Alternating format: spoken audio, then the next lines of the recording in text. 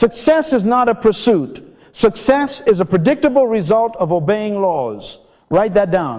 What did I say? Say it back to me. Success is not a pursuit. It is the fruit of obedience to laws. Tweet that to somebody right now.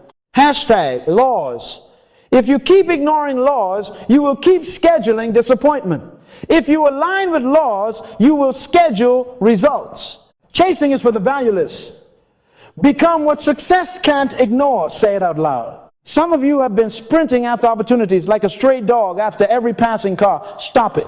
God did not design you to live panting behind blessings. He designed blessings to run you down when you're in the right lane. Surely goodness and mercy shall follow me, says Psalm 23. Follow me, not I follow it. In other words, when you become lawful, what you used to chase will be commanded to chase you.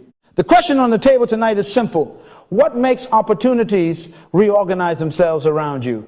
That's the question. Write the question. Pin it to your mirror. Because until you can answer that, you will live by luck and call it faith. I want to introduce you to a law I have tested for decades. The law of value and demand. This is not Wall Street. This is Kingdom Street. Seek first the kingdom of God and his righteousness, and all these things shall be added to you. Matthew 6:33. Added means rearranged to find you. That's demand reorganized by law. Listen carefully. A magnet does not attend conferences to learn how to chase nails. It doesn't fast for affection. It obeys the law of magnetism, and metal reorganizes itself to meet the magnet. In other words, the magnet becomes a field, not a beggar. Write this down. I am moving from hunting to magnetizing, from guessing to governing by law. Say it with me. We will not be hunters this year. We will be fields of force.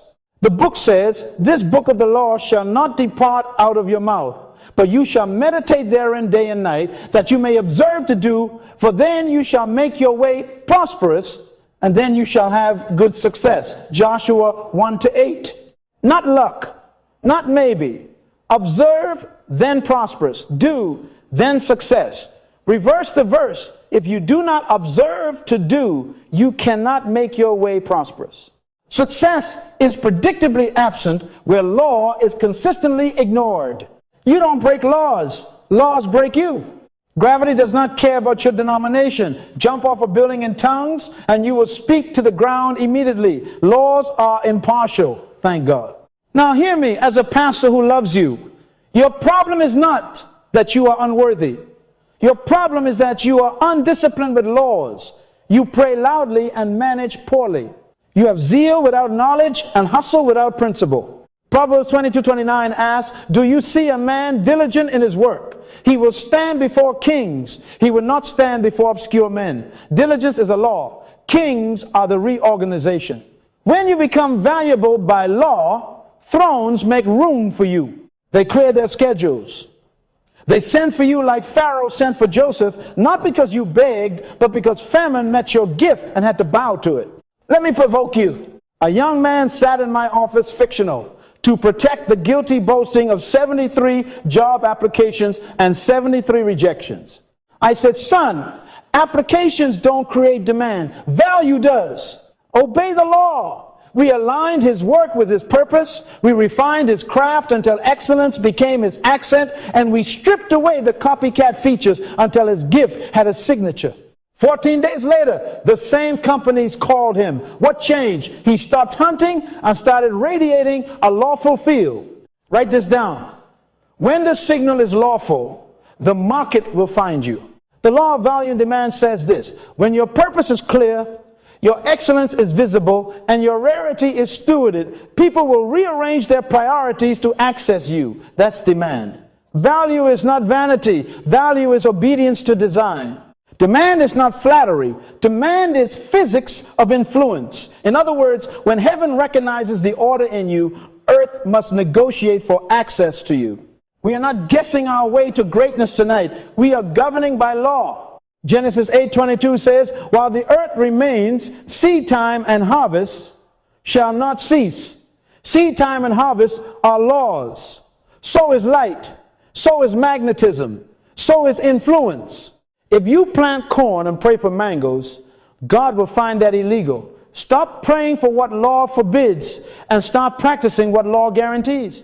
Write this down. Prayer does not replace law. Prayer prepares me to keep law. Tweet that. Obey the law, attract the result. I want to announce this shift over your life.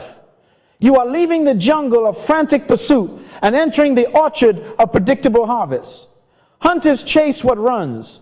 Farmers attract what grows. Which one are you? Say it out loud. Some of you have been camouflaging your lack of order with activity. Busyness is not business. If your calendar is full and your value is empty, you are a loud vacuum. The market does not buy noise. It buys necessity. From this moment, our sessions will move you step by step from hunting to attracting. We will define value the kingdom way. We will expose how demand works when others rearrange for your gift. We will engineer irresistibility without chasing. But tonight, the foundation is this confession. I submit to the law of value and demand. I will align with purpose. I will cultivate excellence. I will protect distinction. I will become what success cannot ignore. Turn to somebody. If you're alone, turn to your notes and preach to your own soul and say, obey the law, attract the result. Again, louder. Now write it in your planner. Every day I keep laws. Every day success keeps appointments with me. Chasing is for the valueless. Magnets don't chase. They stand, ordered, aligned, disciplined, and they draw. May the Spirit engrave this on your mind.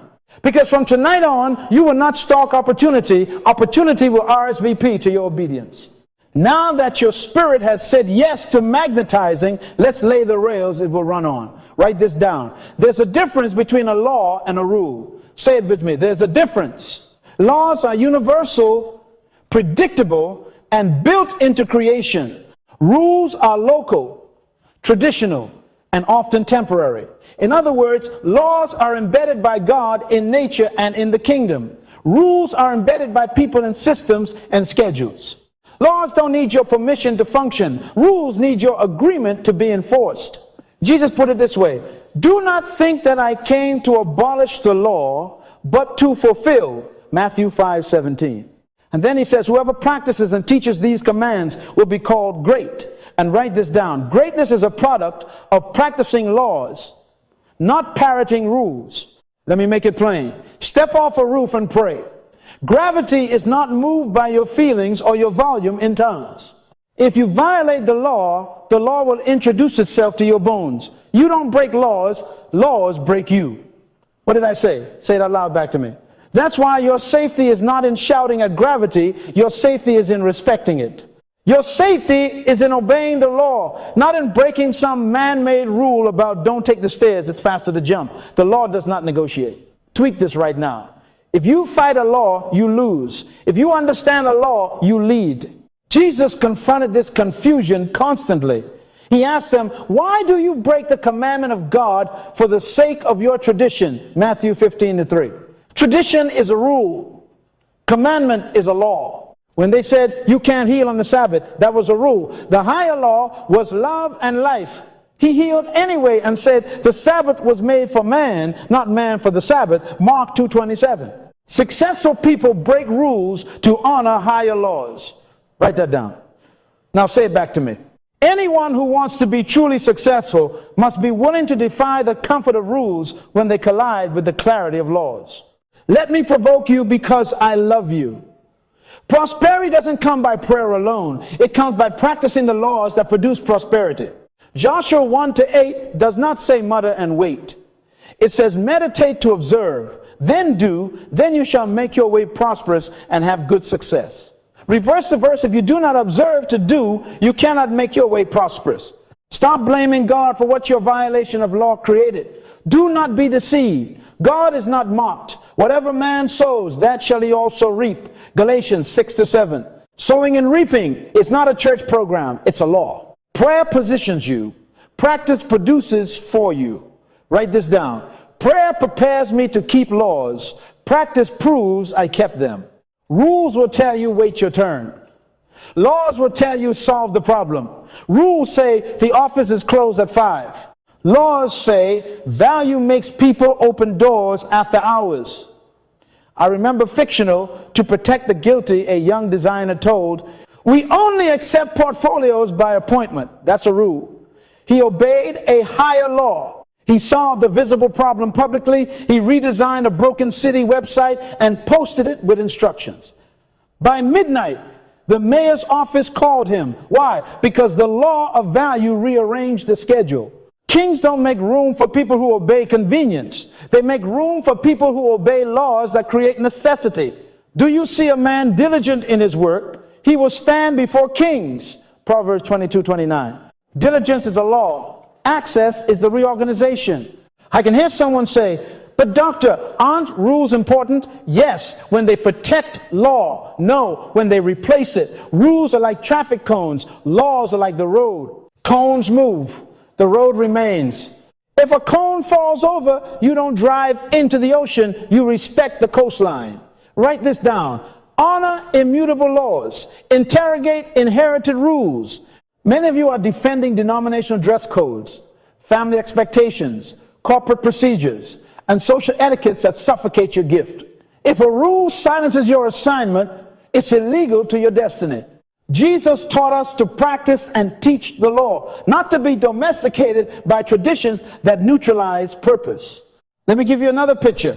A fish has gills, that's its law. A fish can learn your house rules. No swimming in the living room, but if it obeys your rule and leaves water, it dies. The law of water is not optional to a fish. Your purpose is your water. Some of you are dying politely, obeying rules that keep you in environments hostile to your design. Write this down. Where law is absent, life is absent. Where law is honored, life emerges. Now bring this home to money, influence, and demand. The law of value says, purpose aligned, excellence mastered, rarity protected. The law of demand says, when a scarce needed solution is made visible, people rearrange for it. Rules say don't post too much, don't make waves, don't price beyond the neighborhood. Break those rules if they violate the law. Make your value visible. Govern your price by the law of rarity, not the fear of comparison. Remember this, if you fight a law, you lose. If you understand a law, you lead. Treat that again for the slow ones in the back. I am teaching you what took me decades to confirm. Laws carry you where rules never can. Gravity carries planes because pilots submit to higher laws of lift and thrust. That aircraft isn't cheating gravity. It's obeying a superior law that supersedes it. Likewise, you are not cheating the system when you prosper by diligence, integrity, and service. You are simply flying on lift laws while others argue about airport rules. From tonight, decide this. I will become a student and a steward of laws. I will question every rule that cages my calling. I will pray to perceive the law, plan to practice the law, and persist until the law promotes me.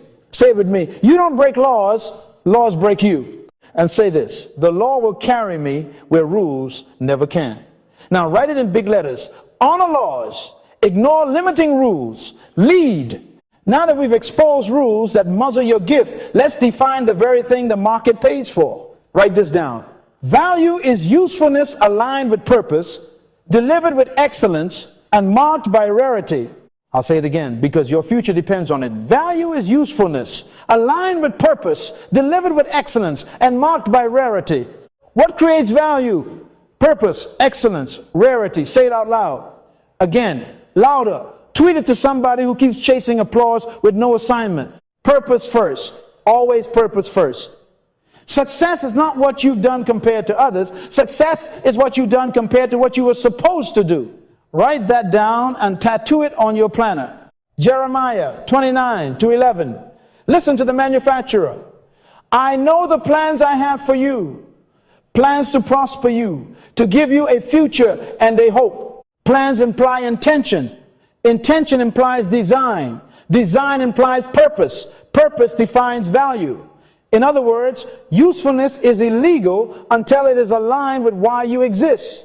A screwdriver can open a paint can, but it was designed to turn screws. When you measure that screwdriver's success by how many cans it pries, you will call abuse creativity. Many of you are applauded for misusing your life. You are good at a job you were never born to do. That's why you are tired even when you win. Write this down. Applause is not approval. Purpose is approval. Doctor, how do I find that purpose? Ask the manufacturer. Ephesians 2:10 says, we are his workmanship, created in Christ Jesus for good works, which God prepared beforehand. Prepared beforehand means there is a lane with your name on it. Stop photocopying other people's blueprints. Your difference is your defense against irrelevance. Purpose decides your audience, your industry, your schedule, your nose. Purpose is your water. Leave it and you suffocate politely. When you align with purpose, usefulness becomes automatic because the design fits the demand God foresaw. Purpose positions you where problems match your wiring. Write this down. Purpose selects your problem. Your problem selects your pay. Excellence next. Once purpose fixes direction, excellence fixes your standard. Excellence is consistency in standards beyond expectation. It is a law that compounds trust. Say that with me. Excellence is a law. You don't visit excellence. You marry it. Ecclesiastes 10:10 says, if the axe is dull and its edge unsharpened, more strength is needed, but skill brings success. Skill is excellence rehearsed until it removes friction. Excellence is when your worst day is still better than their best day because your standard is a floor, not a ceiling. Excellence is not perfection. It's predictability. It is doing it so well, so often, so dependably that people plan their futures around your reliability. That's trust compounding like interest. Write this down. Excellence creates predictability, and predictability creates access. Do you see a man diligent in his work? He will stand before kings, Proverbs 22:29. Diligence is excellence in motion. Kings are schedules reorganizing. Let me make this practical. A fictional baker, let's protect the guilty, discovered her purpose was nourishing people with integrity. Not just sugar rushes integrity and ingredients for people with real dietary battles. Purpose decided her why. Excellence demanded she standardize recipes, measure hydration to the gram, log oven curve profiles, and verify suppliers. She did not bake when she felt inspired. She baked to a standard when no one was watching. After 6 months, hospitals called her to supply diabetic-friendly desserts because trust had compounded. The market did not reward her feelings, it rewarded her standards. Write this down. Passion without standards is noise. Excellence turns passion into value. Now, rarity. Demand rises as the availability of true substitutes falls. In other words, become uncopyable. Rarity is not being weird. It is protecting the features of your gift that cannot be easily replaced.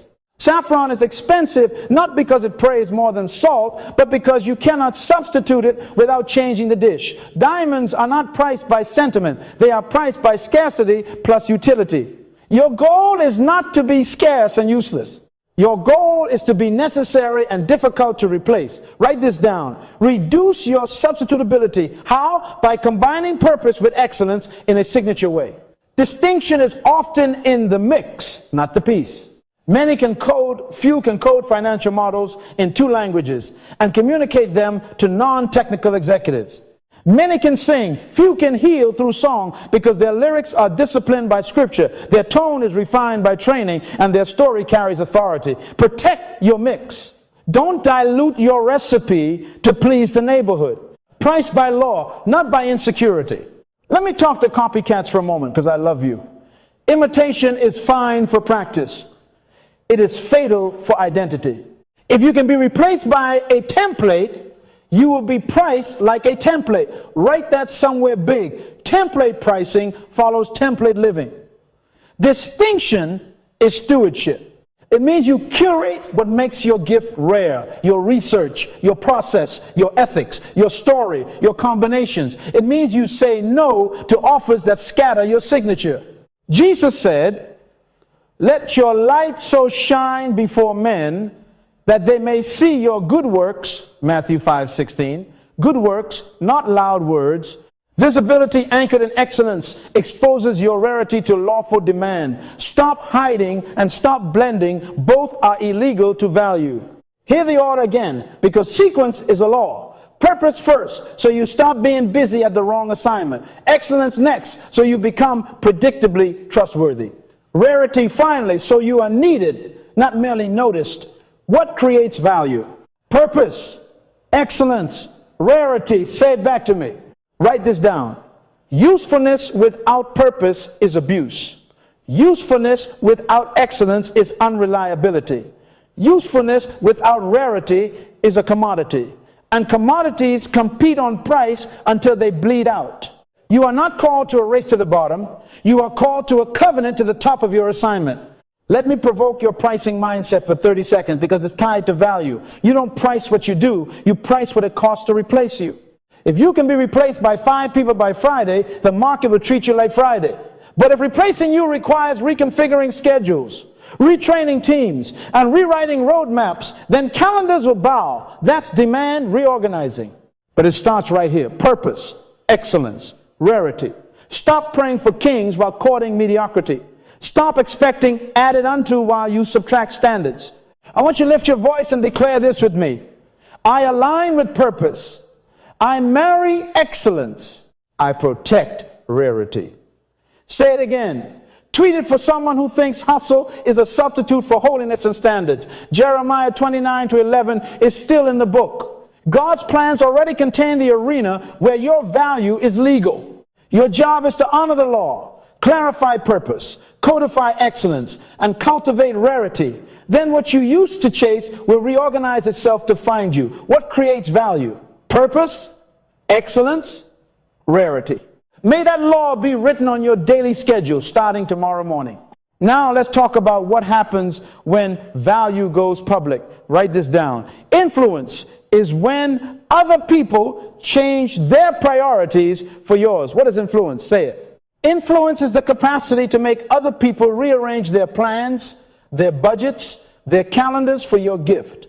In other words, you stop begging for a slot and the world makes a slot. That's not magic, that's law. Demand is the market's reorganization around a visible, needed, and scarce solution. Tweet that to your cousin who keeps posting selfies with no solution in sight. Demand is not applause. It is adjustment. It is not compliments. It is calendars moving. Demand is the public confession that your value is needed now. It is attraction, not persuasion. Say that with me. Attraction, not persuasion. Persuasion is you trying to talk the thirsty into drinking. Demand is the thirsty knocking your door down at midnight because you stewarded a well in a dry place. When the need is real and your solution is rare and demonstrated, people don't need a pitch, they need access. Write this down. Access is the proof of influence. Let me paint it simple. A soft drink brand spends billions trying to convince you to be thirsty. That's persuasion. But if you're stranded in a desert, nobody needs a commercial to sell you water. Thirst organizes budgets. Thirst reorganizes priorities.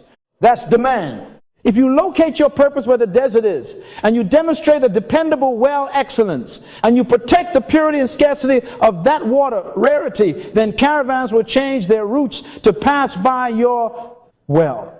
They will schedule their journeys by your opening times. That is not luck. That is lawful mechanics. Write this down. Demand follows demonstrated, needed, and scarce value, not noise. Say it again. Tweet this. Demand is attracted to difference that solves the real problem. So here is the definition cycle. What is influence? Influence is when other people change their priorities for yours. What is demand? Demand is the public reorganization around your visible, needed, and scarce solution. You can predict it. Joshua 1-8 told you, this book of the law shall not depart from your mouth. You shall meditate on it day and night, so that you may observe to do. Then you shall make your way prosperous, and then you shall have good success. Reverse the verse. If you do not meditate and act, you will not make your way prosperous. Success is predictable. In other words, if demand is absent, investigate your obedience to the laws of value, not your followers. Consider a fictional story protecting the guilty. A young engineer noticed constant delays at the city's ferry terminal. People were missing work daily. He didn't write angry posts. He obeyed the law. He studied the choke points, coded a lightweight scheduling algorithm, then spent 2 weekends on the dock with a volunteer team implementing a color band boarding system. He documented the before-after times publicly and published the results. That's visibility. The next morning, a shipping company called, a councilwoman called, a rival port called. Why? Because demonstrated, needed, scarce value went public. Their calendars moved. Their budgets moved. Their rules bent. That is demand reorganizing around a gift. Do you see a man diligent in his work? He will stand before kings. He will not stand before obscure men. Proverbs 22:29. Kings are people whose schedules move nations. Demand makes them move. Please hear me as a pastor. Many of you are confusing attention with demand. Attention can be purchased. Demand must be produced by law. Attention flatters, demand funds. Attention is likes. Demand is invoices paid and doors open. Write this down. The market does not buy noise. The market buys necessity. Necessity is born when a real problem meets a demonstrated rare solution. If your post is louder than your proof, you are illegal to influence. Jesus did not hand out flyers for healing crusades. He solved problems in public. Everyone is looking for you, they said to him, Mark 1:37. That's demand language. He didn't chase them. They found him where he was working. Let me correct something. But doctor, I'm valuable. Why is no one calling? Because value hidden is value denied. Demand requires visibility. Let your light so shine that they may see your good works, not just your good intentions. And not generic works, needed works, not common works, rare works. Your gift must be seen performing where pain is present, and it must be seen consistently. Excellence is not a stunt. It is a standard.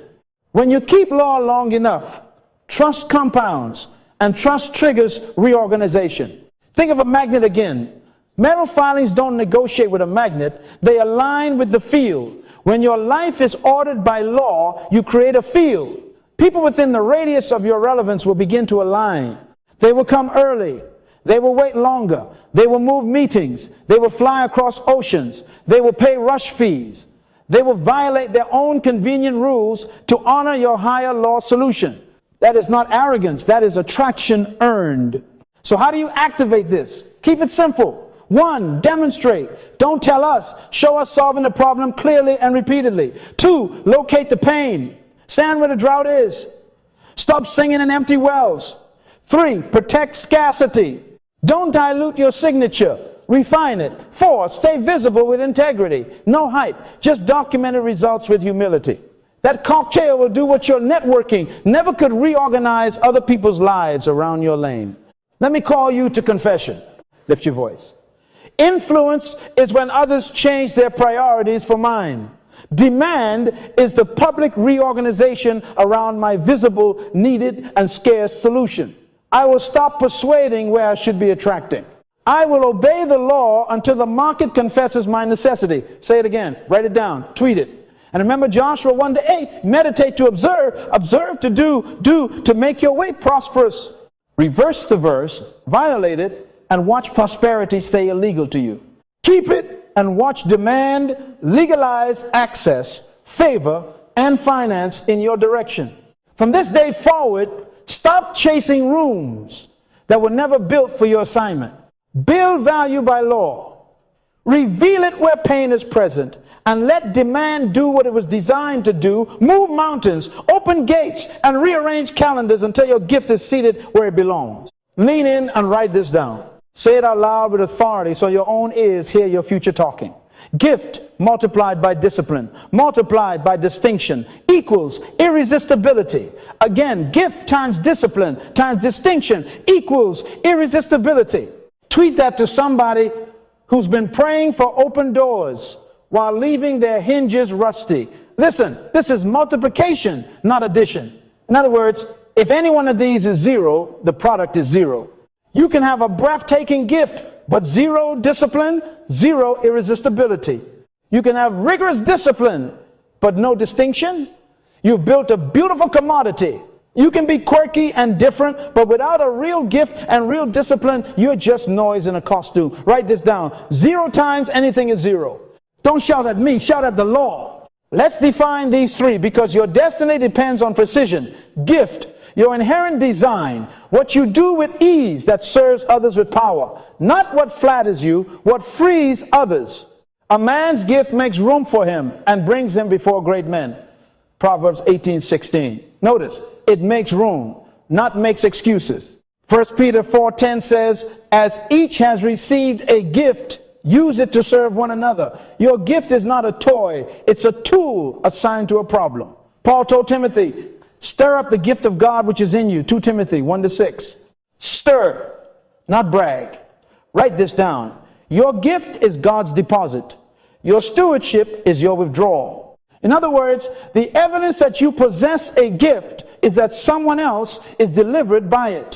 But hear me, talent invites attention. It does not deserve trust. That's where discipline enters. Discipline is repetition until excellence is reflex.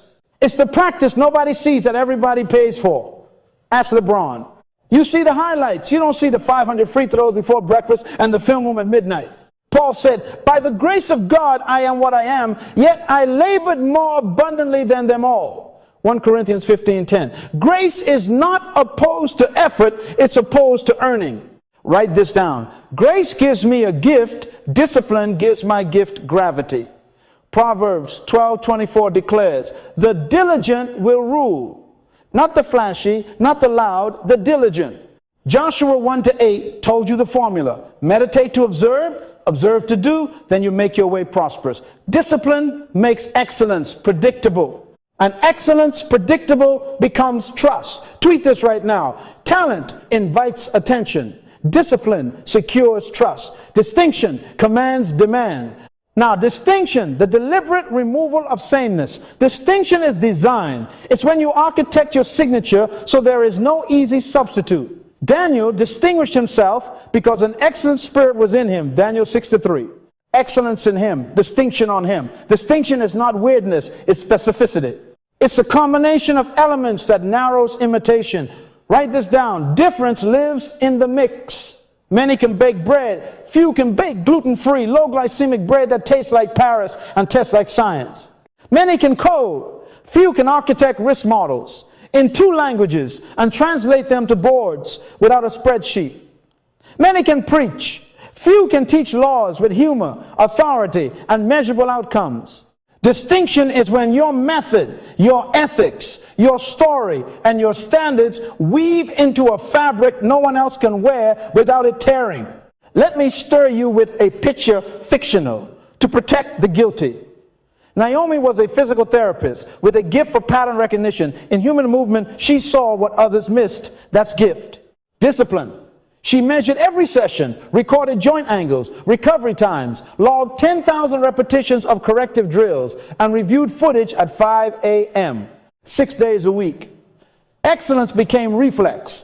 Her worst session outperformed the city's best on a good day. Distinction. She combined dance biomechanics, scripture-shaped ethics, and a proprietary microdosing protocol for pain management that avoided dependency. That mix removed sameness.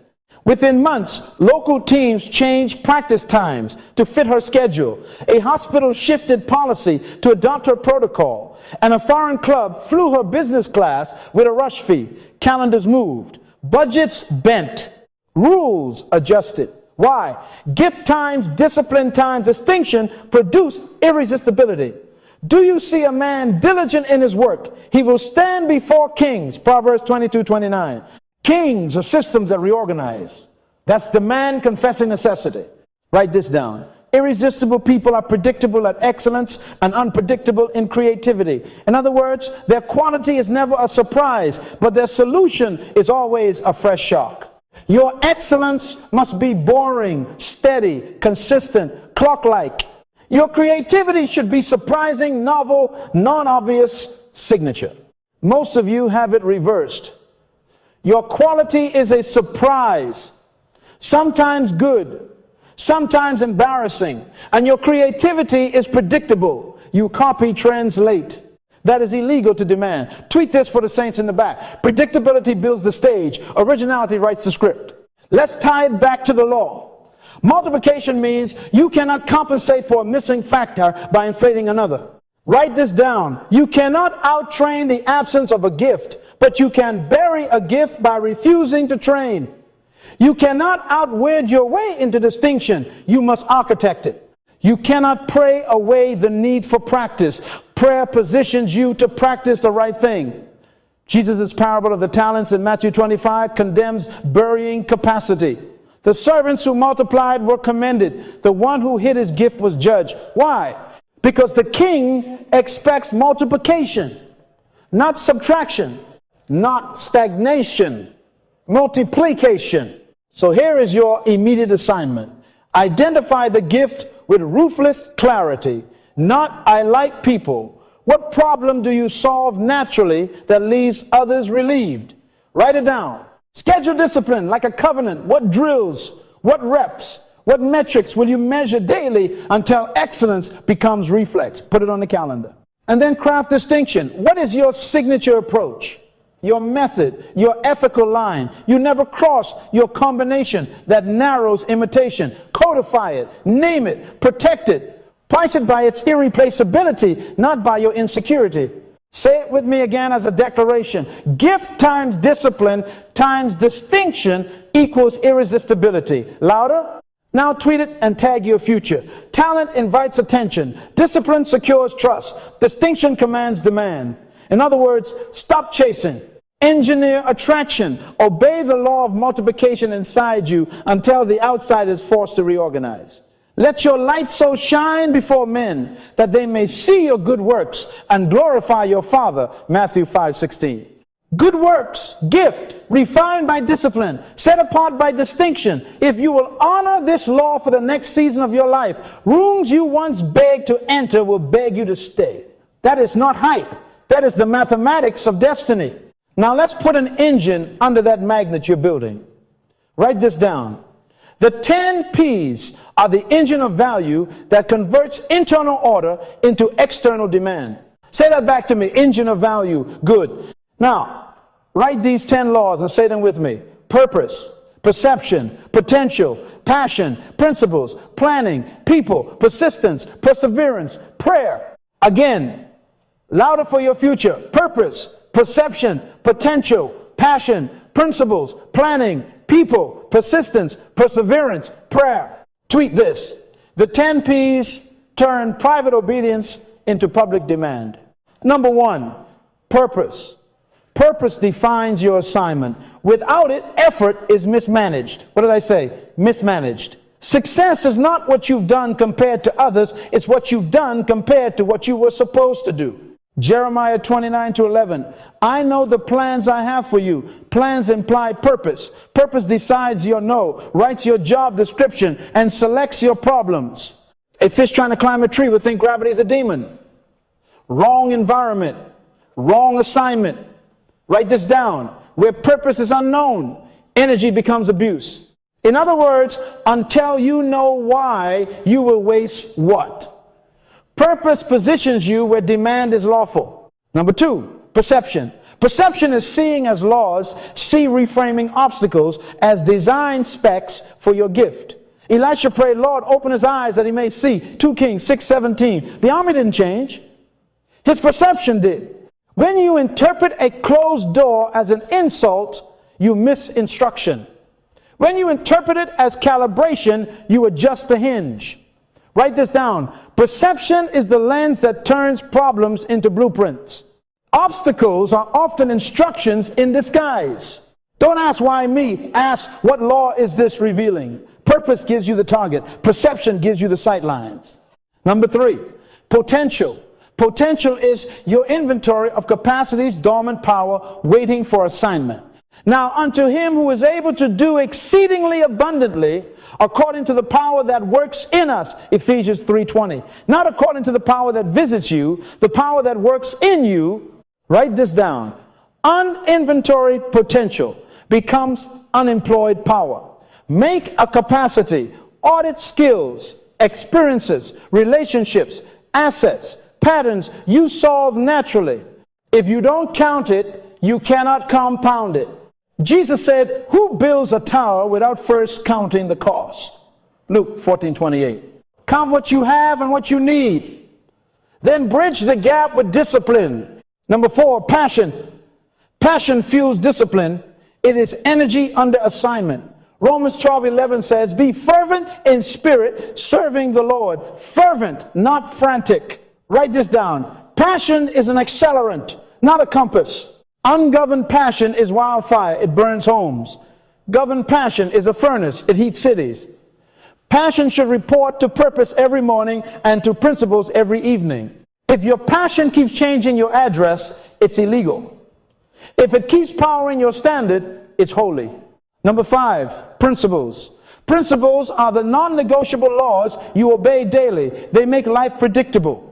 Joshua 1:8, meditate to observe to do. Then you make your way prosperous. Reverse the verse and you reverse the outcome. You don't break laws. Laws break you. Principles remove guesswork. Tithing is a principle of first. Forgiveness is a principle of freedom. Diligence is a principle of rulership. Write this down. Principles standardize excellence so trust can compound.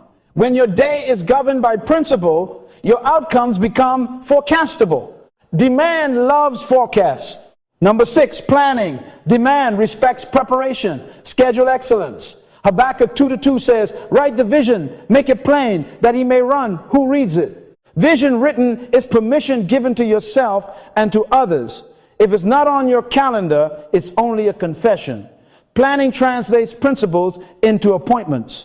Write this down. Your calendar is your covenant. Plan rehearsals, plan reviews, plan rest, plan mentorship, plan publishing. Luke 14:28, again count the cost. Planning is humility on paper. It says, I honor law enough to make room for it. Kings don't call people who wing it. Number 7, people. Proximity is a law associated with those who demand growth from you. He who walks with the wise grows wise, but a companion of fools suffers harm. Proverbs 13:20. Bad company corrupts good morals. 1 Corinthians 15:33. Write this down. Access is stewardship. If your circle celebrates your excuses, you are illegally networked. Choose people who force your standards up, who ask for your metrics, who confront your drift, and who protect your distinction. Move closer to pain solvers and law keepers. Honor mentors, prune leeches, and curate peers who are allergic to mediocrity. People are either multipliers or diluters. Check your math. Number 8, persistence. Persistence is consistent application, repetition with feedback until excellence becomes reflex. The diligent will rule. Proverbs 12:24. Not the gifted, the diligent. Write this down. Repetition is the law of mastery. The longest way to success is the shortcut. If you keep changing the drill, you will never own the skill. Show up, measure, adjust, repeat. Persistence turns your good day into your average day. And when your average day outperforms their best day, calendars begin to move. Number 9, perseverance. Persistence is cadence. Perseverance is endurance under resistance. Galatians 6:9, let us not grow weary in doing good, for in due season we shall reap if we faint not. Hebrews 6:12, through faith and patience we inherit the promises. Write this down. Resistance reveals readiness. Demand tests durability. When applause pauses, will you keep the standard? When doors delay, will you keep the drill? Please hear me. Storms don't cancel laws. They confirm them. Stay, refine, review, continue. The seed that survives the wind owns the field. Number 10, prayer. Prayer is alignment and stamina, communion that keeps you inside the laws you've chosen. Prayer is not a substitute for law. It is support to obey it. Jesus rose a great while before day to pray, Mark 1:35. Why? To align assignment, perception, and power before the crowds arrived. Philippians 4:6-7, prayer stabilizes the mind, so decisions honor principles. Write this down. Prayer tunes perception, expands potential, purifies passion, anchors principles, clarifies planning, assigns people, renews persistence, and hardens perseverance. In other words, prayer oils the engine so it doesn't seize under pressure. Let me pull the sequence together so you never forget it. Purpose decides your lane. Perception identifies the path within the lane. Potential supplies the vehicle. Passion adds the fuel. Principles are the traffic laws. Planning is your route and schedule. People are your passengers and pit crew. Persistence is your steady acceleration. Perseverance is your traction in the rain. Prayer is your alignment shop every morning. Tweet that to somebody who keeps praying for speed with no steering wheel. Make it practical now. Take tomorrow morning, 30 minutes, and write your purpose in one sentence, your assignment to a specific problem for a defined people. Then list 3. Perception shifts. You must adopt. Obstacle equals instruction. Delay equals design. Critique equals calibration. Inventory, potential. 5 capacities you have, and 2 you must acquire. Define passion boundaries. What stirs you and what time you will pour it through. Codify 5 principles, non-negotiables for health, study, practice, integrity, generosity. Build a weekly planning template. Block sessions for drills, publishing, review, and rest.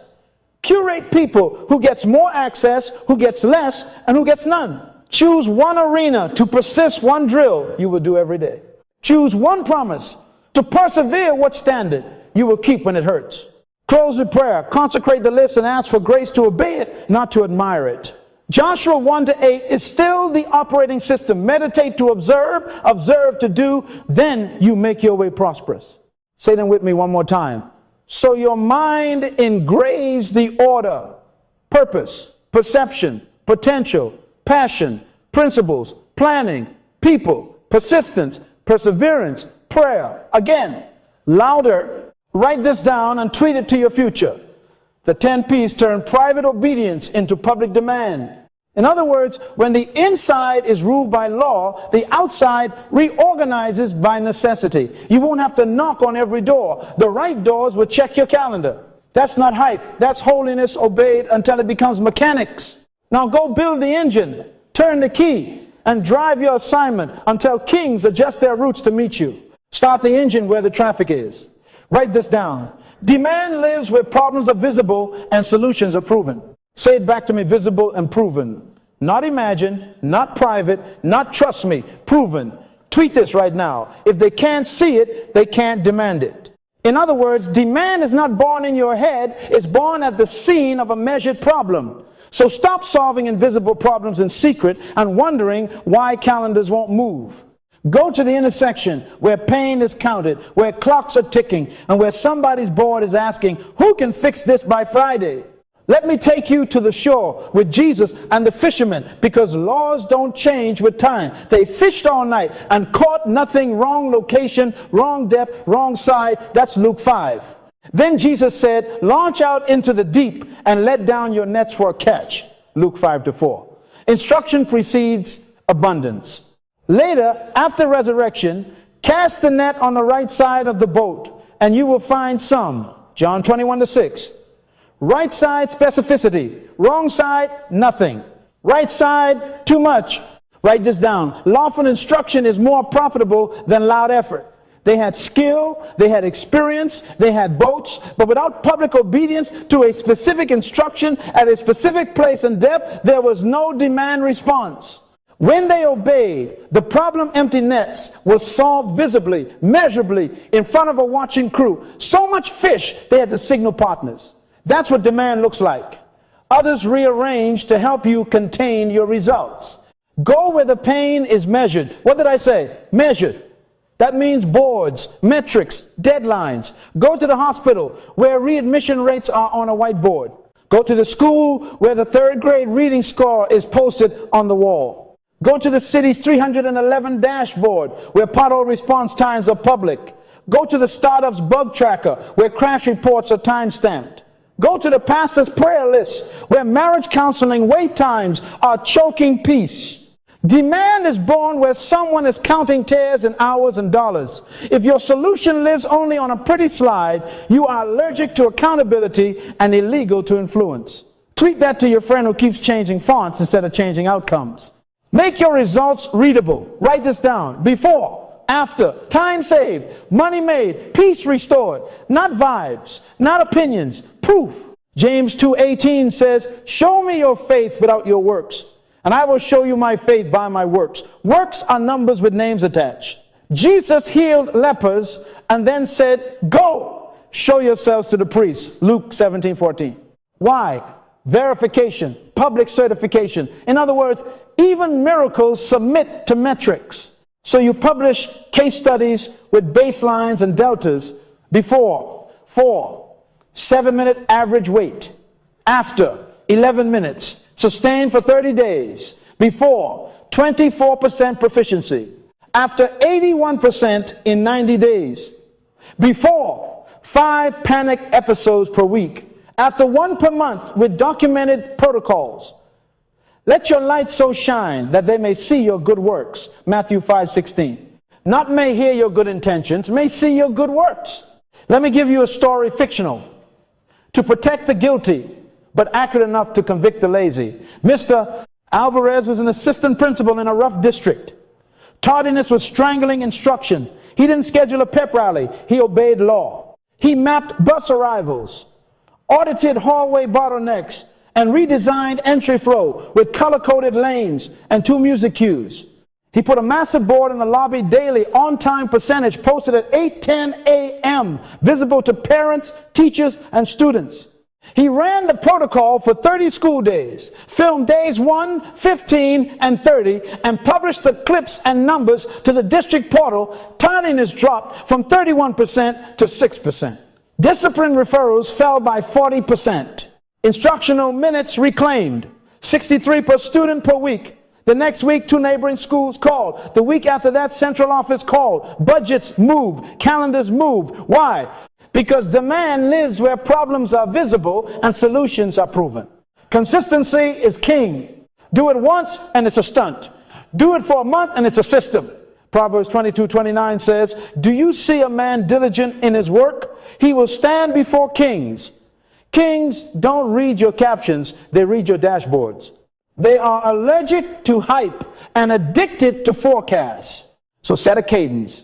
Choose 1 public arena, select 1 measured pain, design a simple 2-week intervention, collect baseline data for 3 days, implement for 10 days, report daily, review on day 14, publish on day 15. Write this down. The one who brings receipts becomes the reference. In other words, when you become the person with evidence, you become the person everyone references when they're in trouble. Stop auditioning your potential, audition your proof. But doctor, I'm an introvert. Great, post a chart. But I don't like cameras. Great, scan a signed testimony with numbers. But I'm not good at marketing. Good news, truth markets itself when pain can read it. Tweet this. If they can't see it, they can't demand it. Make a 1-page results sheet. Problem stated, metrics before, protocol applied, metrics after, time window, and verification contact. Put it on your website, pin it to your profile, hand it to a decision maker. Proverbs 27:2 says, let another man praise you and not your own mouth. When your sheet is accurate, others will do the praising. You just keep solving. Here's your activation drill. Tonight, list 3 pains in your environment that are already measured: response time, defect rate, dropout rate, error percentage, complaints per week. Circle 1. Write a simple law-aligned intervention you can execute within your current authority. Set a visible board, digital or physical, and post a baseline tomorrow. Implement for 10 days. Publish daily deltas. Ask for feedback. On day 11, request a 5-minute slot to present your curve. Then ask this sentence: where else do you want this result? That question will open gates because proof gives you permission. Joshua 1-8 still governs the process. Meditate to observe. Observe to do. Then you make your way prosperous. Reverse the verse and you reverse the demand. Lift your voice and declare, I will go where pain is measured. I will solve in public. I will make my results readable. Before and after. Time saved. Money made. Peace restored. I will publish proof, not opinions. Say it again. Because demand is waiting at the scoreboard, not in your secret notebook. Solve visible problems in public and watch the world reorganize its schedule to meet you at the dock where nets break and partners run to help you carry the catch. Now that you've made your results readable, we need to make your results reachable. Write this down. Design a value ladder from free to priceless so demand knows exactly where to put its feet when it decides to move towards you. Say ladder. Good. Tweet this. Packaging is how value introduces itself to demand.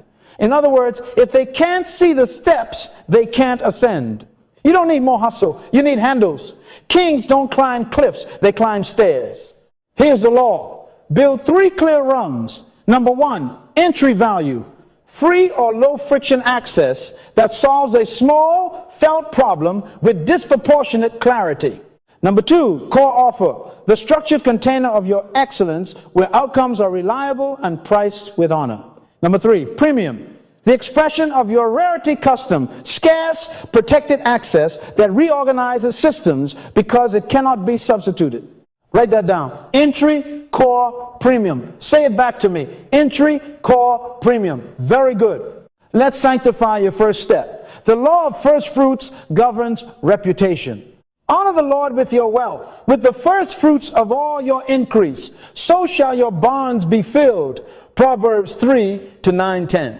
Romans 11:16 adds, if the first fruit is holy, the lump is also holy. Write this down. Your first touch trains the market how to think about your name. Lead with disproportionate value, upfront clarity, usefulness, and relief that makes them say, if this was free, what on earth is behind the door? That is not manipulation. That is law. Jesus fed 5,000, but notice the packaging. Make them sit down in groups of 50. Luke 9:14. Order before overflow. He organized the receiving system before multiplying the product. Your entry value should do the same. Organize trust. Offer a 1-0-minute diagnostic that pinpoints the bottleneck. Provide a 1-page template that saves an hour this week. Host a short clinic where you demonstrate your method on a live problem and publish the before, after. Remember, you are not giving away your covenant, you are giving away your clarity. First fruits are a signal of holiness, not a liquidation of your field. Now the core, this is your excellence packaged. Name it. Define the promise, the process, and the proof.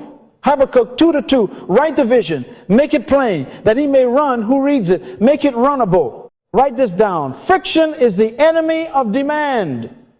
Remove it. Give me clear steps, clear timelines, clear outcomes. Book the diagnostic. Receive a plan in 48 hours. Execute for 14 days. Review on day 15. Don't make them guess. Provide sample reports. Show the calendar blocks. Document what you need from them to succeed. Demand respects preparedness. Tweet this to your future client.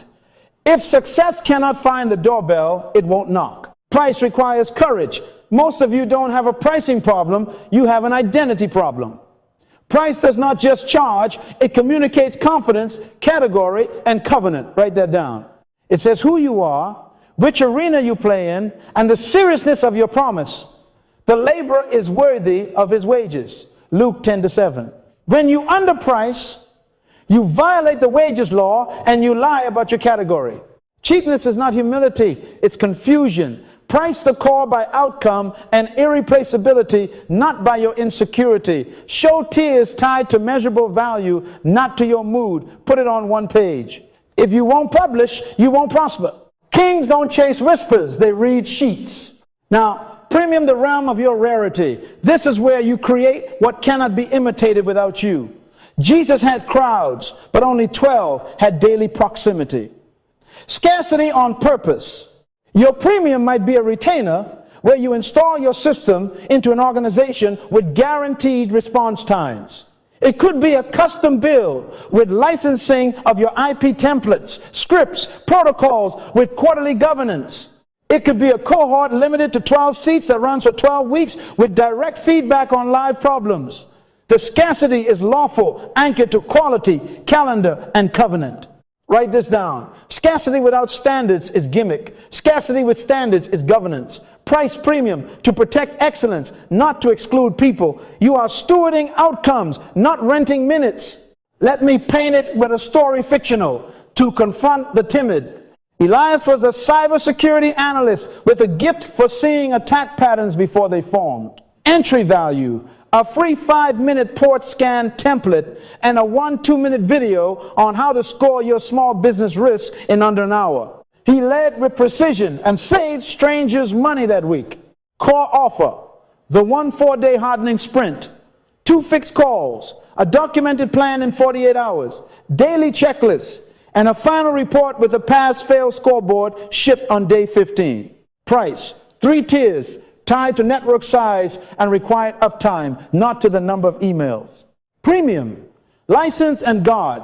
Elias installed his signatures into a client's environment, trained their staff, licensed his dashboards for a year, and sat on call with a guaranteed 30-minute response limited to 5 clients per quarter.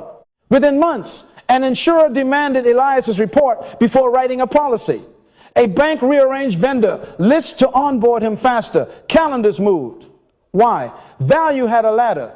Price had a voice. Packaging introduced Elias to demand before he entered the room. Write this down and tweet it. Packaging is how value introduces itself to demand. If your package is sloppy, your excellence is invisible.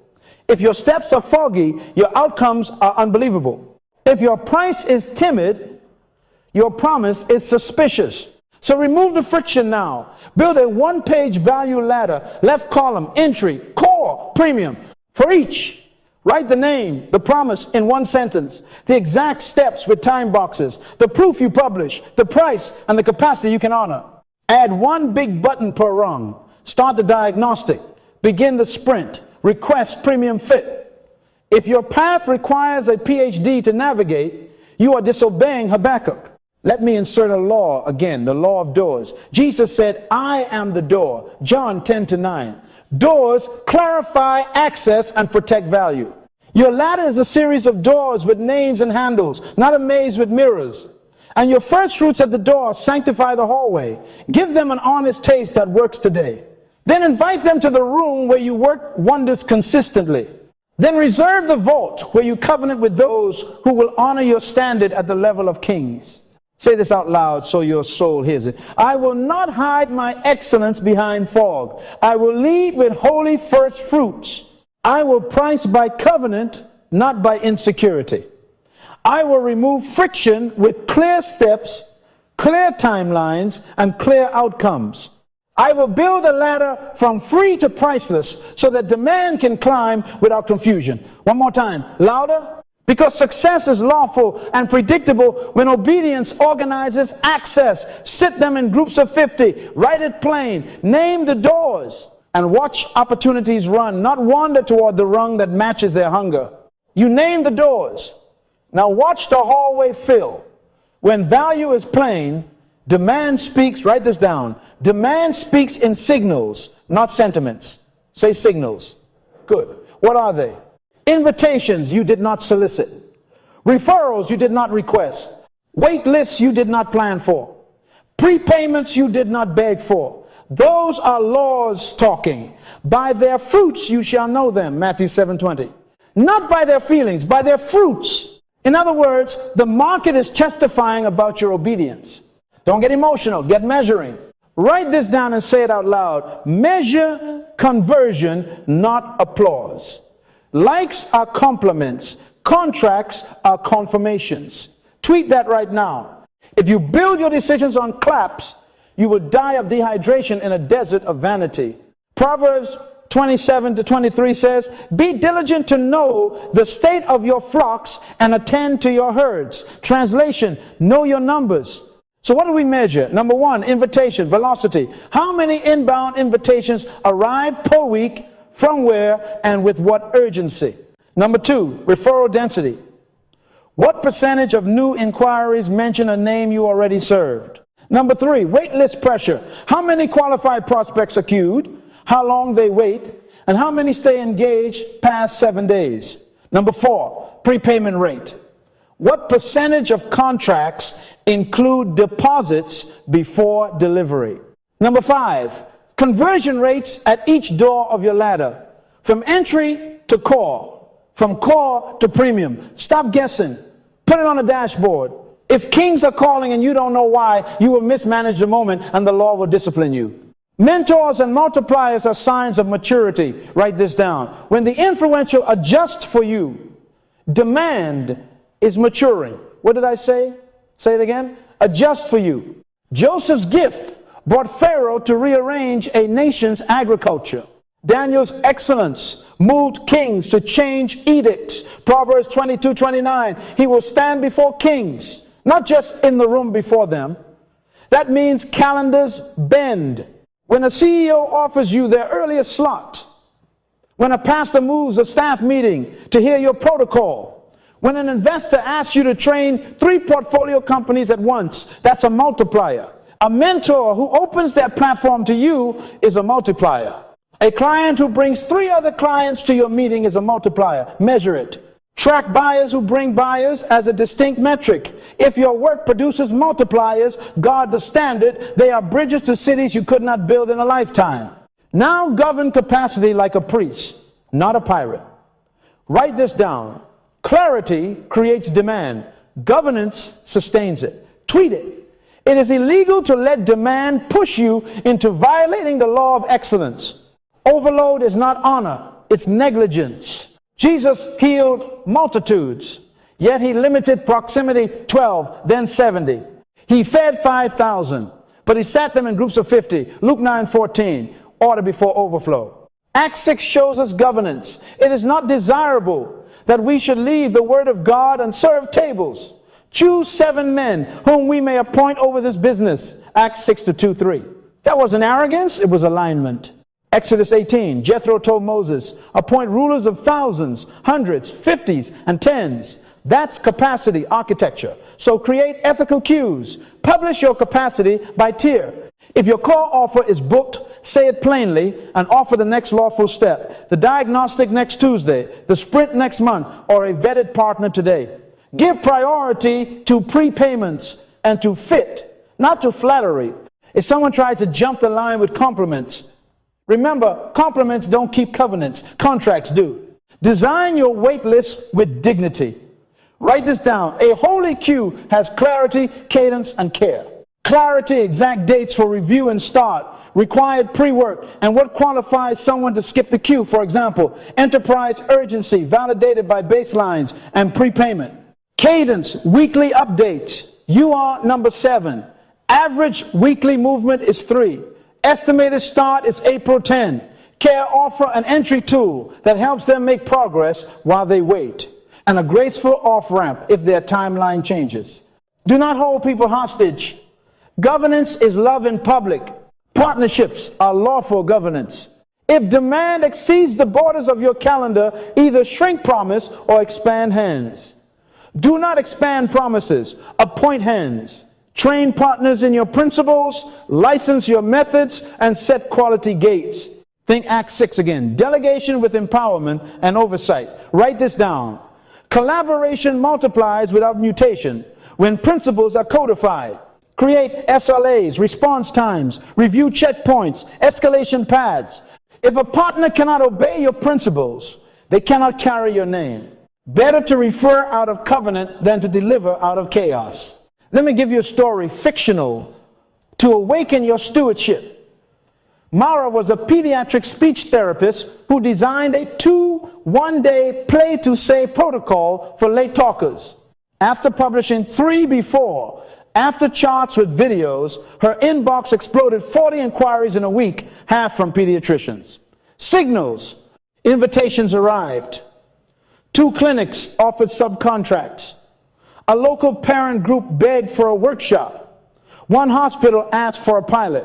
Mara measured. Referral density hit 68%.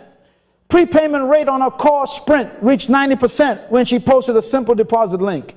Wait list ballooned to 16 families. She felt flattered and tempted to fit everyone this month. Illegal. Instead, she built an ethical queue with weekly updates, gave every family a free 10-minute play script to use immediately, and licensed 2 trained therapists under her supervision. She created a clinic workshop once a month for those on the wait list. Public proof continued. The hospital pilot began on schedule with deposits. Compliments were nice. Conversions were law. 6 months later, insurers called, asking if Mara's report could replace 3 separate forms. Calendars moved. Why? Clarity created demand. Governance sustained it. Here is your governance drill. Tonight, build a 1-page signals board. Left column, invitations count and source. Next, referrals, percentage, and names. Next, wait list count, average days waiting, engagement score. Next, prepayments, percentage, and average time to deposit. Next, multipliers, number of buyers who brought buyers, and who those buyers are. At the bottom, capacity slots available by tier for the next 8 weeks. Updated every Friday. Send a 2-paragraph capacity email to your list. What's open, what's queued, and what's new. Proverbs 16:11 says, honest scales and balances belong to the Lord. Honest capacity is an honest scale. Lift your voice and declare, I will treat demand signals as laws to be measured and governed, not emotions to be flattered. I will measure conversion, not applause. I will honor capacity with cues, partnerships, and principles. I will recognize multipliers and protect my standard. Say it again. Because when you read the signals and govern by law, you stop chasing wind and start stewarding seasons. And seasons, like laws, are predictable to the obedient. Now let's put skin on this.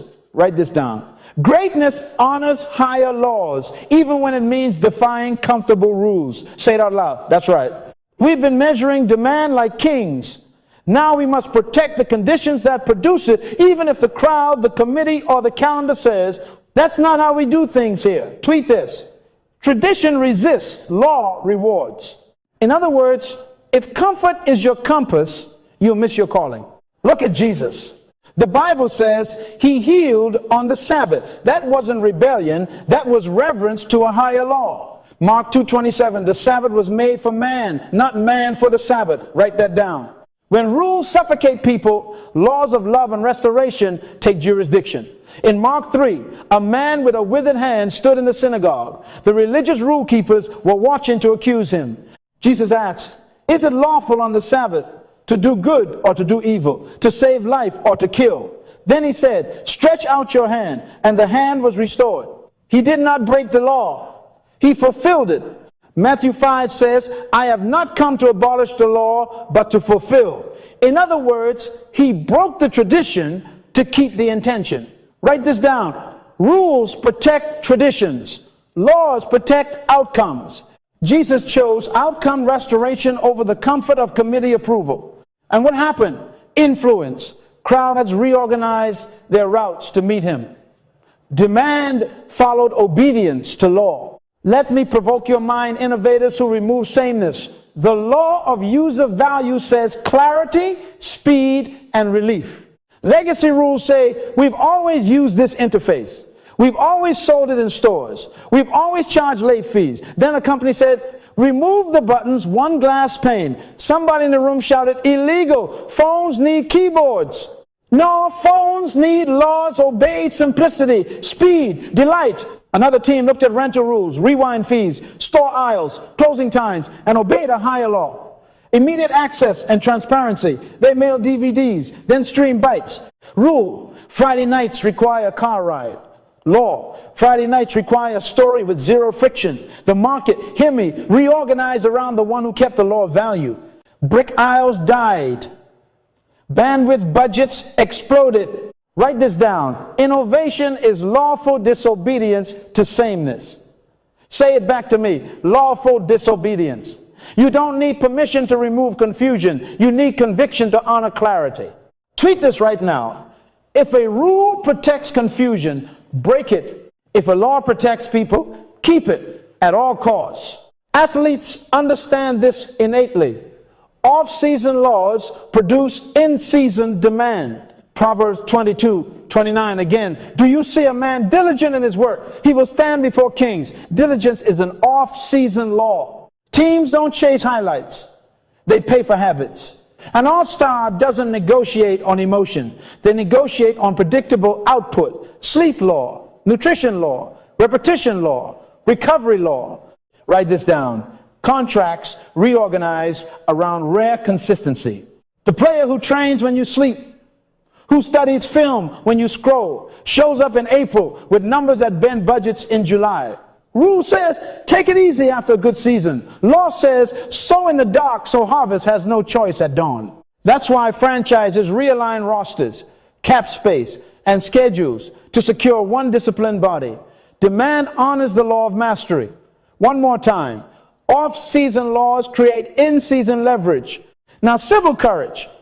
When rules protect its function, lawful conviction disrupts. Write that down. Moses confronted Pharaoh's edicts because God's law valued liberty over labor quotas. The midwives in Exodus refused to kill the sons. They kept a higher law of life. In modern memory, a woman sat down on a bus where rules said she must stand. Her name, Rosa Parks. She didn't vandalize. She vindicated a law of dignity. Dr. King marched against ordinances that baptize inequality. He quoted Amos, let justice roll down like waters. Laws of justice confronted rules of convenience. Tradition shouted, law answered. And governments, listen, reorganized. Policies moved. Calendars of schools and courts shifted. Entire economies replumbed to honor a law embedded by God. Tradition resists. Law rewards. I can hear you asking, how does this touch my business, my ministry, my craft? Write this down. Wherever rules block outcomes, that laws demand clarity, excellence, dignity, stewardship, you must choose courage. What did I say? Choose courage. If a board insists you add features that confuse users, you obey the law of simplicity and cut. If a client wants you to skip diagnostics to move fast, you obey the law of excellence and say no. If your culture protects lateness with charm, you obey the law of time and install start times with teeth. If a licensing gatekeeper wants you to dilute your standards to fit their template, you obey the law of distinction and build your own door. This is not arrogance. This is alignment. Joshua 1-8 did not promise prosperity by popular vote.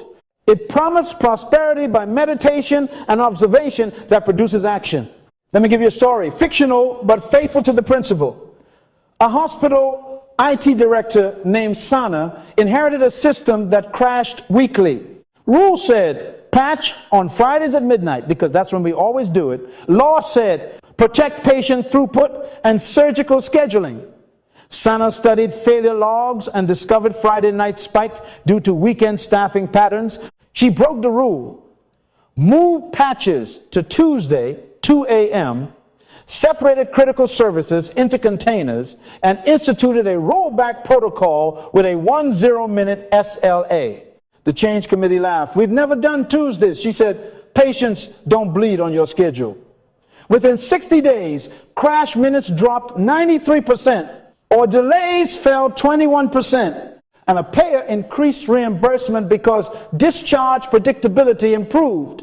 The CFO reorganized budget lines to expand Sana's team and license her process across 2 other facilities. Why? Law rewarded courage. Tradition resisted. Outcomes converted. Write this down and tweet it. Tradition resists. Law rewards. Jesus showed it with a withered hand. Innovators proved it with buttons removed and aisles abandoned. Athletes embodied it in the dark before dawn. Reformers marched it into policy. In every case, demand followed the one who honored a higher law over a comfortable rule. So here is your test this week. List 3 rules you are obeying that produce confusion, delay, or mediocrity. Next to each, write the higher law. It violates clarity, excellence, dignity, stewardship, love. Design one courageous step that keeps the law and confronts the rule with respect and receipts. Do it in daylight. Publish the result. And when resistance speaks, answer with outcomes. By their fruits you shall know them. Matthew 7:20. Say it with me. I will break rules to keep laws. I will choose outcomes over optics, people over protocols, clarity over comfort, excellence over excuses. One more time. Because greatness is not rebellion. Greatness is lawful courage. And when you honor the law, opportunities will defy their own rules to get to you. Before we step into the next gate, I must warn you, like a shepherd who smells a wolf upwind. Write this down. Demand can be created by law, but it can be destroyed by sabotage. The saboteurs are simple, seductive, and spiritual sounding shortcuts, comparison, and busyness. Say those three out loud. Good. If you permit them, they will drain the oil from your lamp and leave you chasing what once chased you. First, shortcuts. The longest way to success is the shortcut. Say it back to me. Louder. That's right. Every law God made includes time, sequence, and weight. The seed does not negotiate germination. Gravity does not discount for your excitement. Do not be deceived. God is not mocked. For whatever a man sows, that he will also reap. Galatians 6-7. Proverbs 13:11 says, wealth gained hastily will dwindle, but whoever gathers little by little makes it grow. Write this down. Acceleration without formation produces collapse. Some of you are asking for harvest your character cannot warehouse. You buy followers. You plagiarize methods. You promise outcomes you have not proven. And then you wonder why the ground refuses your seed. That's not the devil. That's a law correcting a liar. Joshua 1-8 does not say pray day and night. It says meditate day and night. Observe to do. And then you will make your way prosperous. In other words, prayer fuels. Principle guides. Practice builds. And prosperity follows. Stop leaping over the training. It is illegal. Let me paint it with a parable. Tay was a young consultant who hated obscurity. He scraped case studies from strangers, bought online reviews, and slashed prices to win momentum. The inbox blipped for a month. Attention, then refunds exploded. Referrals vanished. And a blogger exposed the scraped paragraphs line by line. Demand did not just stop, it revolted. Tay shut down his site and started over. This time, he obeyed the law of process, 12 weeks of documented problem solving at a community center, public write-ups with dates and failures included, 3 slow testimonials with measurable outcomes. He thought he lost time. In 12 weeks, a hospital called. Why? The law began to trust him. Write this down. Process is not delay, it is certification. Tweet this now. Don't chase attention. Cultivate authority. Second, comparison. Success is assignment-based. Comparison dilutes distinction and depresses demand. What did I say? Say it back to me. Paul writes, when they measure themselves by themselves and compare themselves with themselves, they are not wise. 2 Corinthians 10:12. Success is not what you've done compared to others. It's what you've done compared to what you were supposed to do. Your gift is your lane. Your distinction is your license. When you stalk another person's highlight reel, you abandon your blueprint and try to rent theirs. And here is the law. Demand is allergic to copies. Songs sung in someone else's key strain your voice. Shoes one size too small blister your feet. Imitation might give you applause. It will not give you authority. Write this down. Comparison corrupts calibration. It makes you aim at the wrong target with the right energy. Distinguish, don't duplicate. Ask, what did God give me to solve? Jeremiah 1-5. Before I formed you in the womb, I knew you, I appointed you. Appointment cancels comparison. Third, busyness. Activity without alignment violates the law of purpose. You are busy, but are you fruitful? Jesus visits a home. Luke 10:41-42. Martha, Martha, you are worried and upset about many things, but only one thing is needed. Mary has chosen the good part. Write that down. Many things versus one thing. Some of you wear your calendar like armor meetings, coffees, DMs, updates, and yet there is no evidence on Friday that you moved anything governed by your assignment. That is illegal. Proverbs 27-23 says, be diligent to know the state of your flocks, not your feed, your flocks. The outcomes you're responsible for. Busyness is motion without migration. It is clapping in place. Time is a law. Waste it and it will break you. So audit your calendar this week. Circle every hour that produced measurable fruit aligned with your gift, problem solved, protocol refined, case study published, client advance. Everything else Either eliminate it or schedule it behind the fruit. Write this down. I don't manage time, I manage priorities by law. Let me confront a spiritual saboteur. Bypassing. Prayer is not a replacement for practice. It is the fuel for obedience to law. Write that down. I love prayer. I pray in tongues, I fast, I worship. But listen carefully. Prosperity does not come by prayer. It comes by keeping laws. James 2:17 says, faith without works is dead. Reverse Joshua 1:8, and it preaches a warning. If you do not observe to do, you cannot make your way prosperous. Do you see it?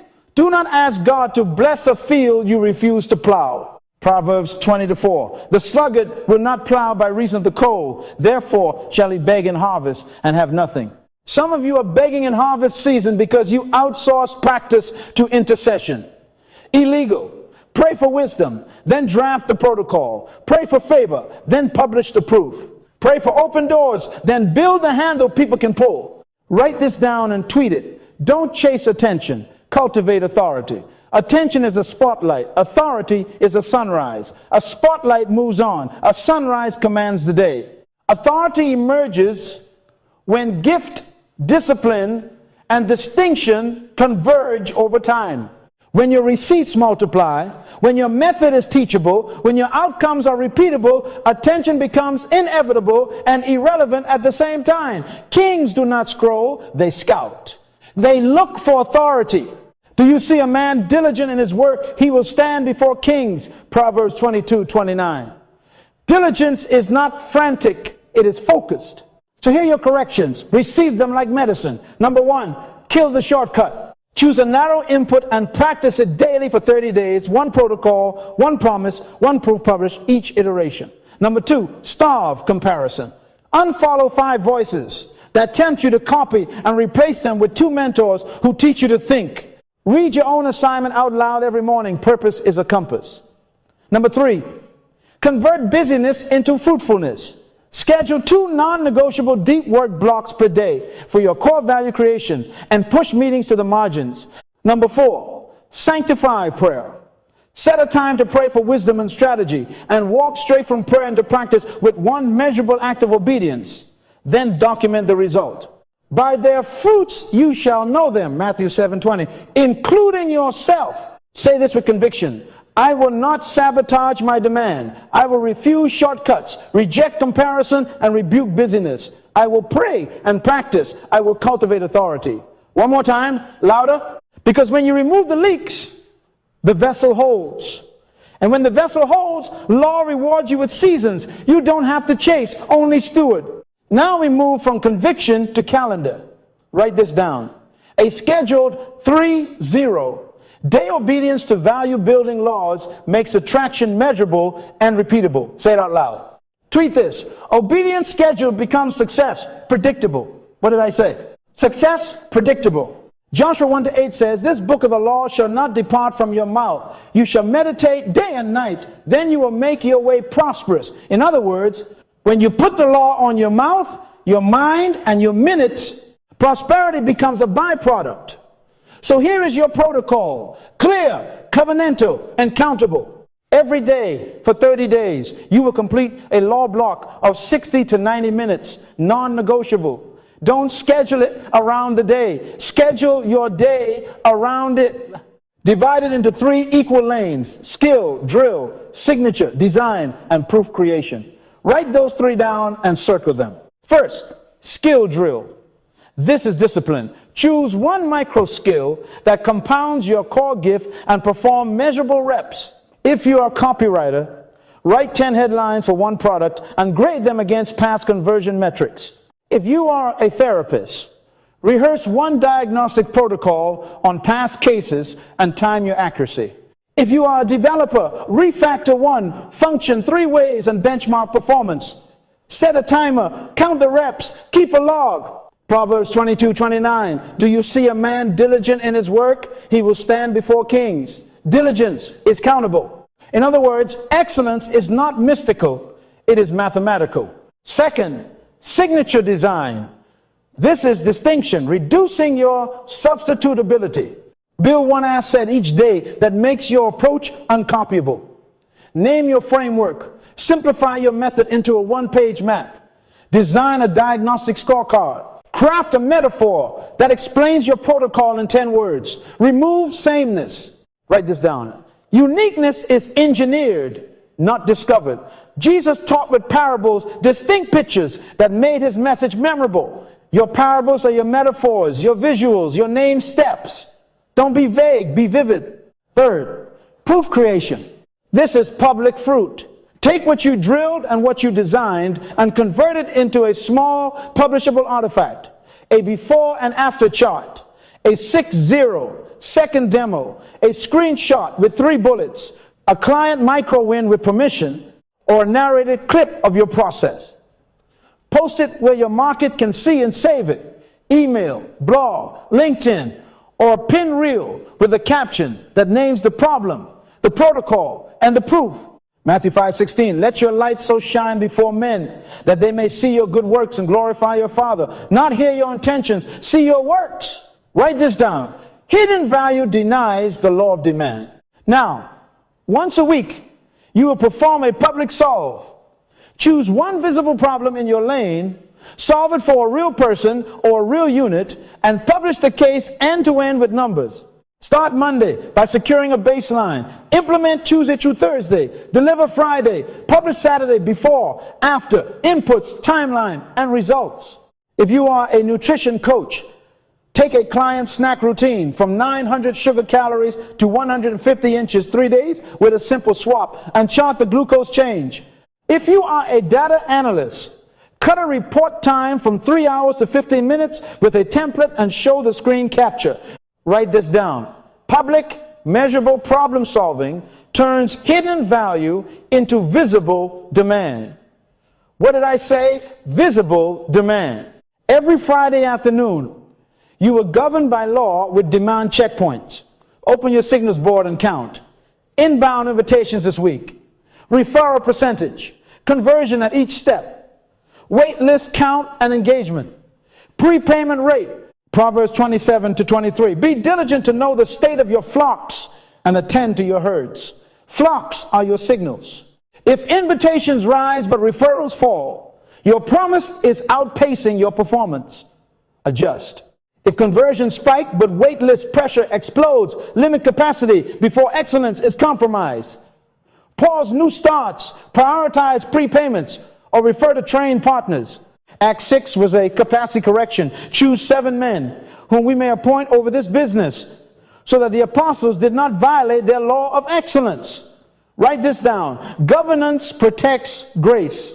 If you ignore the dashboard, the law will discipline you. The people law is next. Schedule proximity every week. One mentor call to gain wisdom. One peer critique to refine quality. And one beneficiary testimonial to harvest proof. Proverbs 13:20. He who walks with the wise grows wise. Proverbs 27-17. Iron sharpens iron. Call the mentor with one question you prepared from your week's work. Sit with a peer who will mark up your draft in red and thank them for the blood. Ask one client you served this week for a 6-0 second voice note. Before, problem. After, result. Would you recommend? That is lawful social proof. Write this down. Authority compounds in community, not in isolation. Now hear me as a pastor. Keep the Sabbath for sharpening. Mark 2:27. The Sabbath was made for man, not man for the Sabbath. Ecclesiastes 10:10 says, if the axe is dull and one does not sharpen the edge, then he must use more strength. But wisdom brings success. Rest is a law that protects excellence. One day each week in these 30 days, cease new production. Pre-schedule your post if you must, but you rest. Review your logs with gratitude. Take a long walk. Read wisdom literature. Restore relationships. Prepare meals. Sleep. Recovery is not laziness. Recovery is maintenance of mastery. Write this down. If you violate rest, the law will collect interest from your performance. Every morning and every night, practice the declaration routine. Proverbs 18:21. Death and life are in the power of the tongue. Joshua 1-8. Again, keep it in your mouth. Stand up, shoulders back, and say out loud, I don't chase. I cultivate. I obey laws. I attract results. I honor purpose, master excellence, and design distinction. Kings do not scroll. They scout, and I am becoming scouted. My gift, my discipline, and my distinction are multiplying. My proofs are public. My capacity is governed. My rest is holy, and my demand is lawful. Say it again. Put it on your mirror, your lock screen, your car dash. Some of you will feel silly on day 1. You will feel sovereign on day 30. Let me give you a small story to build your faith. Lila designs learning games for 3rd graders. She committed to this 30-day protocol. Each morning, 25 minutes of code refactoring, 5 minutes of signature design where she named her learning loops and drew icons, 25 minutes of proof. She posted a 1-minute clip showing a child solving fractions 40% faster.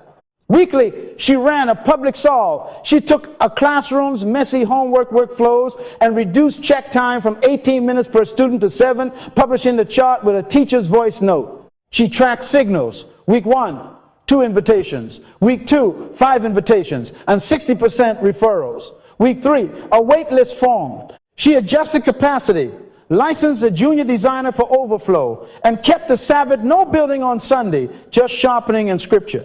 On day 23, a district supervisor emailed, "We moved our meeting to fit your demo." Calendars bent. Why? Obedience scheduled became success predictable. Now, let me pastor your planning. Tonight, block the next 30 days on your calendar. Same time for the law block. Same review on Fridays. Same Sabbath. Put alarms on your phone with names, not tones. Drill, design, proof, signals, Sabbath, declare. Tell 2 people you trust, 1 mentor, 1 peer, and give them permission to ask you for receipts each week. Prepare your toolkits now. A timer, a spreadsheet for reps and signals, a simple template for public case studies, a contact list for testimonials. What did I say? Prepare now. Tweet this. Prosperity doesn't come by prayer. It comes by keeping laws on a schedule. Say this with me right now, with conviction. For the next 30 days, I covenant to a daily law block, a weekly public solve, governed demand, wise proximity, holy rest, and bold declarations. I will not chase.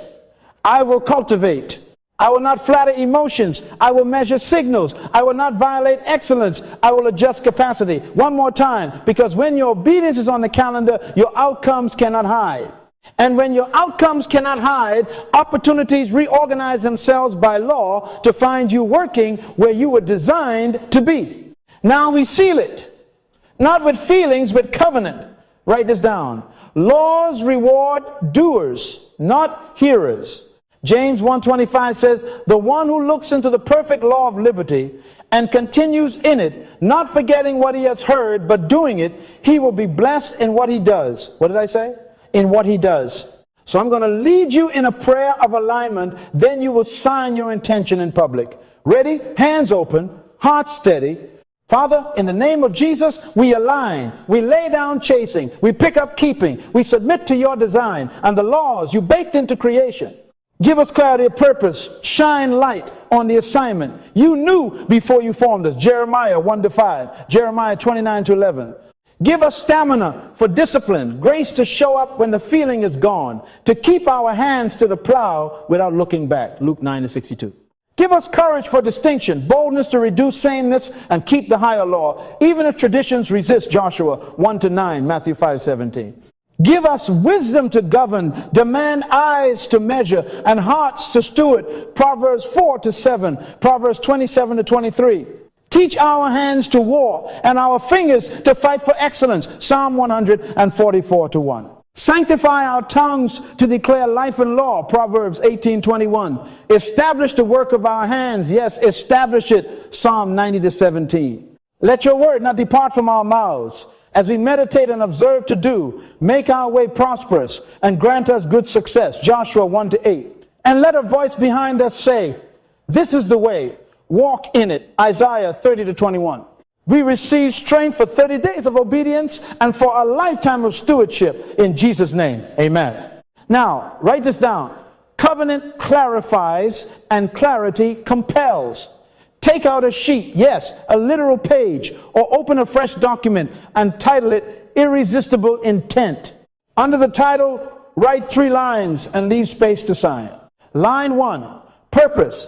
I, your name, am appointed to state your assignment in one clear sentence. Don't be poetic, be precise. Line 2, problem served. For the next 30 days, I will serve Name Your People by solving. Name the visible problem with. Name your protocol. The law wants a target. Line 3, proof I will produce. List 3 to 5 measurable proofs with dates. Case study reducing X from Y to Z by date. Demo or feature with metric improvement by date. Testimonial from beneficiary with result by date. Now, sign it. Date it. Add 2 witnesses, your mentor and your peer from the protocol. Post a copy where your eyes must see it every morning. Take a photo of the signed page and store it in your calendar on day 1 and day 30. Ecclesiastes 5:4 warns, when you vow a vow to God, do not delay in paying it. In other words, promises are legal tender, pay what you pledge. Tweet this right now to hold yourself accountable. I'm done chasing. I'm obeying the law of value and demand. Tag 2 people who will ask you for receipts. Write that down. Social proof is also social accountability. Don't just announce. Attach a first action. Day 1, law block, complete, drill, design, proof. Tweet it, post it, email it to your mentor. Hashtag it if you like, but more importantly, date it. Say this with me, loud and legal. Success is not pursued, it is attracted by obeying the law of value and demand. One more time. What did I say? Success is not pursued, it is attracted by obeying the law of value and demand. Joshua 1-8 is our legal precedent. Proverbs 22:29 is our public promise. Laws make life predictable. Tweet that to somebody. Now here is your charge. For the next 30 days, do not miss a day, not one. If travel comes, the law block travels. If feelings fade, the law block remains. If resistance rises, out comes answer. Hebrews 12:11 admits, no discipline seems pleasant at the time, but later it yields a harvest of righteousness and peace. Later belongs to those who obey now. Write this down. Your calendar is your covenant. If you stumble, don't spiral, repent, return, and report. But do not negotiate the day. The law rewards continuity. The longest way to success is the shortcut. The shortest way is the schedule. Lift your voice and declare with me. I covenant to obey laws and attract outcomes. I align with purpose. I master excellence. I design distinction. I sow in practice. I reap in proof. I govern demand with wisdom. I protect rest with reverence. Kings will not need to be convinced. They will see. I will not chase. I will cultivate. Say it again. Proverbs 18:21. Life is in your tongue, so put life on your future. Let me bless you as you go to do and not just to nod. May the Lord make you like a watered garden whose systems never run dry. Isaiah 58:11. May the plans of the diligent lead surely to abundance. Proverbs 21:5. May kings scout you and calendars bend to your excellence. Proverbs 22:29. May your proofs be public and your rest be holy. May your distinction be undeniable and your demand lawful. And may you find, after 30 days of obedience, that success did not need to be chased. It found you working where you were designed to be. Write this final line on your irresistible intent and underline it. I will be known by fruits, not by noise. By their fruits you shall know them. Matthew 7:20. Now go. Don't miss a day. Act upon what you heard. Laws are waiting to reward you. I love you, I'm proud of you, and I expect receipts.